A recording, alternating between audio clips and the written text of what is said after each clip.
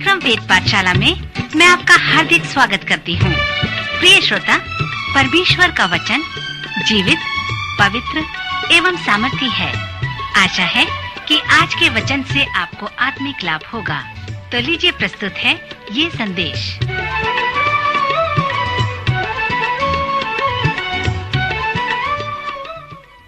प्रिय श्रोता मित्र, वेद पाठशाला की अगली कक्षा में आपका स्वागत है।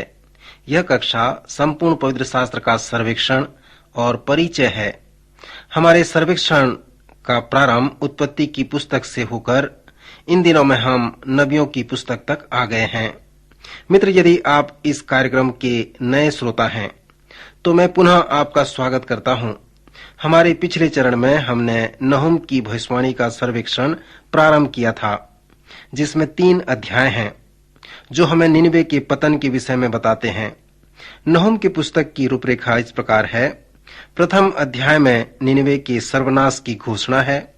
दूसरे अध्याय में निनवे के सर्वनाश का वर्णन किया गया है और तीसरे अध्याय में निनवे के सर्वनाश की रक्षा के विषय में बताया गया है। जब आप नहूम के प्रथम अध्याय में आते हैं और निनवे के पतन के विषय में सुनते हैं तो निनवे शहर पर आपकी दृष्टि केंद्रित हो जाती है।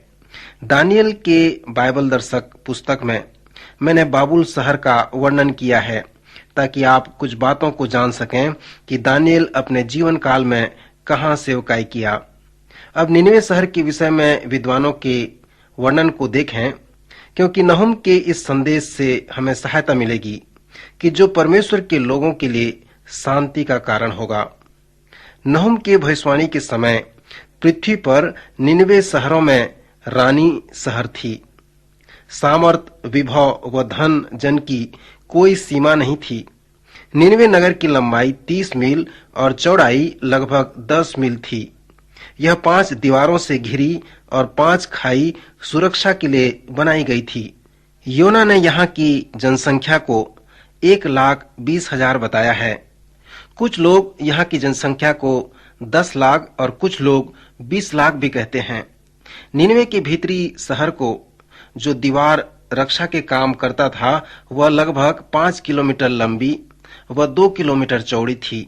सो इस प्रकार हम निनवे शहर के ऐतिहासिक वृतांत को देखते हैं। श्रोता, जैसे पहले मैंने कहा था कि निनवे शहर का पतन परमेश्वर के लोगों के लिए जो यहूदा के दक्षिणी राज्य के थे एक शुभ समाचार था। दक्षिणी राज्य के लोगों को नहूम सीधा संदेश देकर कहता है कि अब तुम्हें अश्शूरियों के लिए चिंतित होने की आवश्यकता नहीं है। आप यहाँ ध्यान दें कि नहूम किस प्रकार से कहता है।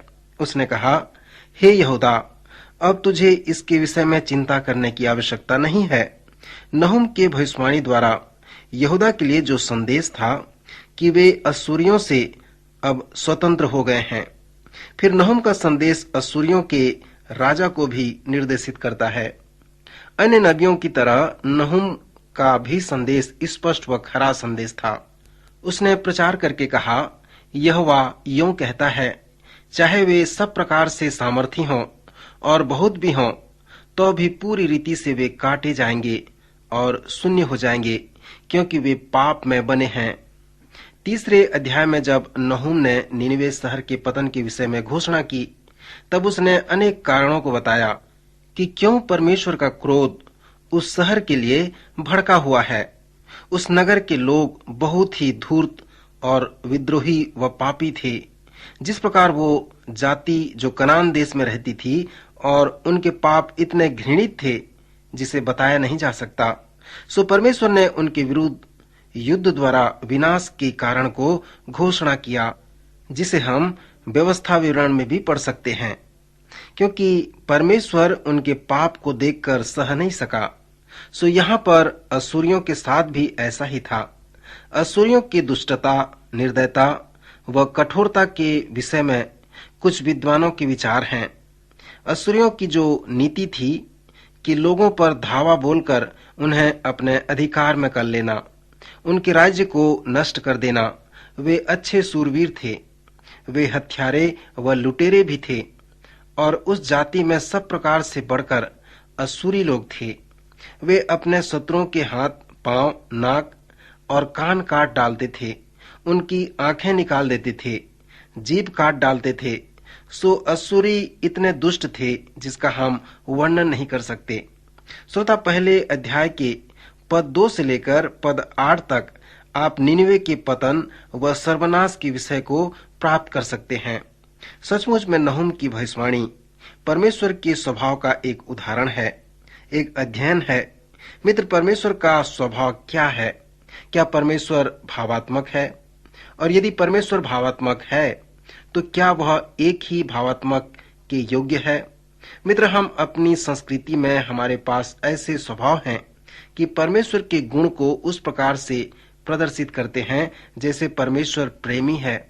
हमें यह बहुत अच्छा लगता है कि परमेश्वर प्रेमी है, वह हमसे प्रेम रखता है। परंतु जब हम परमेश्वर के क्रोध के विषय में सुनते हैं तब हम असुरक्षित अनुभव करते हैं। जब हम परमेश्वर के न्याय, उसकी पवित्रता, उसकी धार्मिकता के विषय में सुनते हैं कि कैसे अन्याय, अधर्मी और पाप को देखकर वो प्रसन्न नहीं रहता, तब ऐसी परिस्थिति में हम उस प्रकार के परमेश्वर को पसंद नहीं करते। परंतु पवित्र शास्त्र हमसे कहता है कि परमेश्वर का भावात्मक गुण उस मेघधनुष के जैसा है। परमेश्वर के स्वभाव में एक रंग नहीं परंतु अनेक प्रकार के रंग हैं। श्रोता, पवित्र शास्त्र के अनुसार परमेश्वर भावात्मक है। वह सभी प्रकार के भावात्मक बातों के योग्य है, न केवल प्रेम वरन उन सभी बातों के जैसे क्रोध। नहूम बताता है कि परमेश्वर एक प्रेमी पिता है। वह प्रचार करके कहता है कि परमेश्वर भला है, संकट के दिन में वह दृढ़ गढ़ ठहरता है और अपने शरणगतों की सुधि रखता है। नहूम ये भी कहता है कि जो उसे जानते हैं, परमेश्वर भी उसे जानता है, उससे प्रेम रखता है। परंतु यह परमेश्वर के गुण का एक ही भाग नहीं है। वह जल उठने वाला व बदला लेने वाला परमेश्वर भी है। वह अपने द्रोहियों से बदला लेता और अपने शत्रुओं का पाप नहीं भूलता। वह कहता है, यहोवा विलंब से क्रोध करने वाला और बड़ा शक्तिमान है। वह दोषी को किसी प्रकार से निर्दोष नहीं ठहराता। वह बवंडर व आंधी में होकर चलता है। बादल उसके पांव की धूलि है। उसके क्रोध का सामना कौन कर सकता है? और जब उसका क्रोध भड़कता है तब कौन ठहर सकता है? उसकी जलजलाहट आग की नाई भड़कती और चट्टानें उसकी शक्ति से फटकर टुकड़े टुकड़े हो जाते हैं, गिर जाते हैं। उसके घुड़कने से महानस सूख जाते हैं और समुद्र भी निर्जल हो जाता है।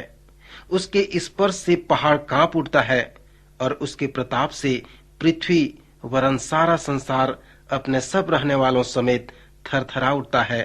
सो नहूम के पहले अध्याय में हम नहूम की भविष्यवाणी से परमेश्वर के स्वभाव व उसके गुण को देखते हैं।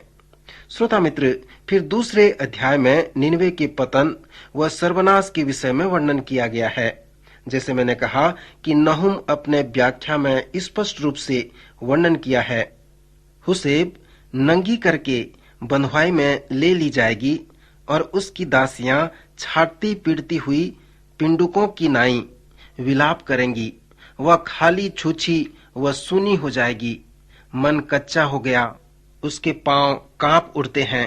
फिर नहूम अपने तीसरे अध्याय में निनवे के पतन के कारण को बताते हुए भविष्यवाणी करता है। पहले अध्याय में निनवे के सर्वनाश के विषय में घोषणा किया गया है। दूसरे अध्याय में निनवे के सर्वनाश के विषय में वर्णन किया गया है, परंतु तीसरे अध्याय में निनवे के सर्वनाश से रक्षा के विषय में बताया गया है। फिर नहूम वर्णन करता है कि क्यों परमेश्वर निनवे का सर्वनाश करेगा। वह कारण बताकर कहता है, क्योंकि वह नगरी हत्यारिन है, वहां छल व लूट होते हैं। वह अपने आप को परमेश्वर के शत्रुओं के हाथ बेच दी है। वह अति सुंदर वेश्या के समान है, विश्वासहीन नगरी है। वह अपनी सुंदरता से लोगों को फुसलाती है, प्रलोभन डालती है और उन्हें झूठे ईश्वरों की पूजा करने के लिए प्रेरित करती है। उसके राजा पाप में बने रहते हैं। मैं तुझे राज्य राज्य के सामने नीचा दिखाऊंगा। मैं तुझ पर घिनौनी वस्तुएं फेंक कर तुझे तुच्छ कर दूंगा और सबसे तेरी हंसी कराऊंगा। और जितने तुझे देखेंगे सब तेरे पास से भाग कर कहेंगे, निनवे नाश हो गई, कौन उसके कारण विलाप करे। हम उसके लिए शांति देने वाला कहां से ढूंढ कर ले आए? क्या तू अम्मोन नगरी से बढ़कर है, जो नहरों के बीच बसी थी और उसके चारों ओर जल था, और महानद उसके लिए किला और शहरपना का काम देता था।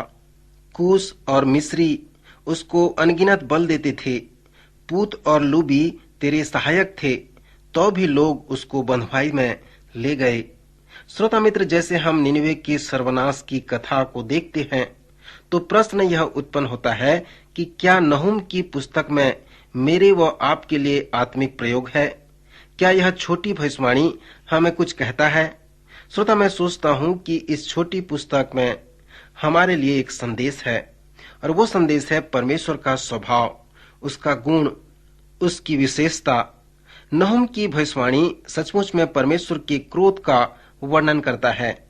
इब्रानी भाषा में परमेश्वर के क्रोध का जो शब्द है वह रोचक शब्द है, अर्थात पार करना, या जैसे कि नदी पार करना।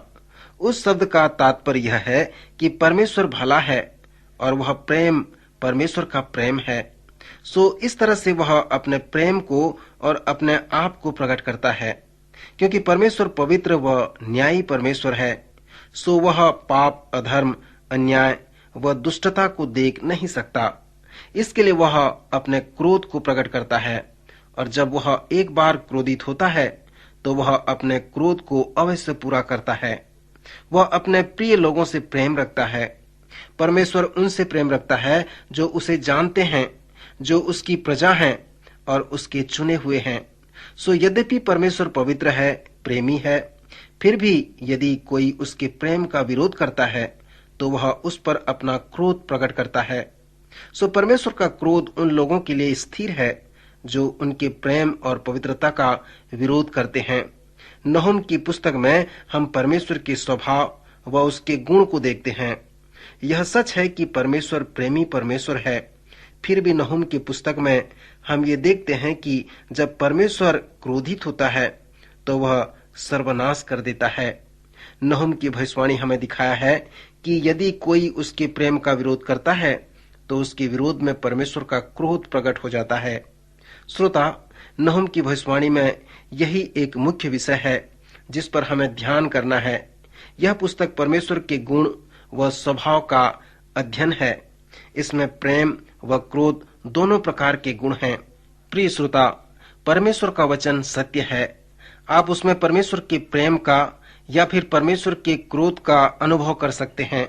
उसका वचन कहता है कि परमेश्वर प्रेम है और उसकी इच्छा है कि सब लोग उसके पास आएं और उसके प्रेम का अनुभव करें।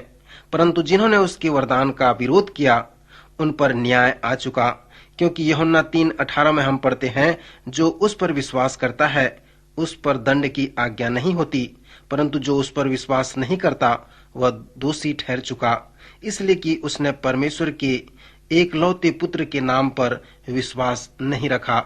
प्रभु इन वचनों द्वारा आपको आशीष दे, आपकी सहायता करे। अभी आप सुन रहे थे कार्यक्रम वेद पाठशाला।